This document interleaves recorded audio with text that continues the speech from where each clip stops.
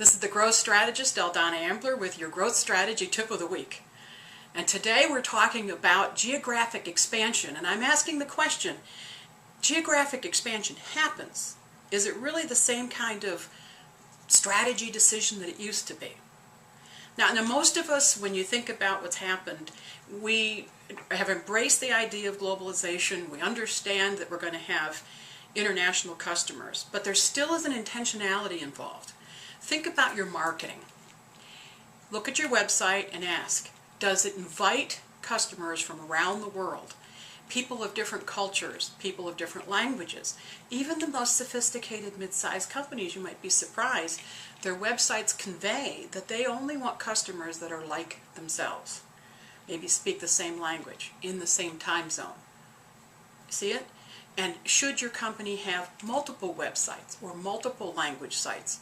Or should it be combined into one to convey where you're going?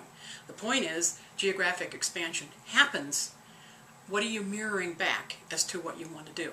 Take your sales, for example. If your salespeople are deployed on an international basis, they're on site, they're interacting, they understand the culture, you have a better chance at having the contracts and the purchases. If your sales force is not comfortable doing that and is only taking orders, don't be surprised if geographic expansion is coming in a more difficult way. Now, my days of traveling 250,000 miles a year are behind me. I still travel, but I just don't, travel full time and then go to work like I used to. And so I feel like a little more of a novice compared to some other folks, even though I've had clients in 33 countries and 49 states.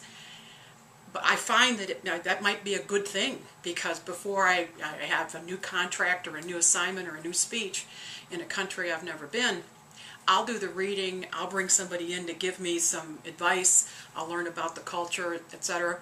We've had things like, what do we call it, boot camp, for all of us in the company to learn about some of the new cultures where the big contracts are. And it's a great leveler, I'll tell you. If none of you have been to a specific country, or you all don't know the language, or you all don't know some of the norms, you all don't know some of the procedures, and you need to have a change in how you do your letters of credit or whatever it is, a boot camp to really raise the bar for everybody makes sense. Consider your approach to customer service. Are you sensitive to various time zones? Have you developed some strategic alliances in a variety of countries so that you can function on a local basis? And are you ready to handle the local laws and the regulations? For example, I've seen some companies that are thinking that they're really capable of international scale work, and they're not up to speed on the regulations related to payroll. So if you've got expats and they're placed in different countries, why don't you check out the website at expaticore.com, E-X-P-A-T-I-C-O-R-E. That's a very nimble company that has helped with customizing payrolls in 50 different countries. If you've not done the research to discover that type of thing, are you really being intentional with your geographic expansion? Now, we've found that our memberships in the Global Speakers Federation and the World Association of Female Women Entrepreneurs, it's FCEM, has been really helpful to us. And we've appreciated the help provided to us by the U.S. Chamber of Commerce and the various U.S. embassies around the world. That sounds obvious. You know how many people I know? They're not utilizing those kinds of entities to help them. And then what happens is that they are vulnerable to a key person or some key salesperson in a country, and they end up too dependent on what that person says or their limited view of a country.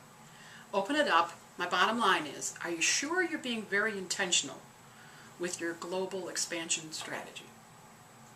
This is the growth strategist, Aldonna Ambler, with your growth strategy tip of the week.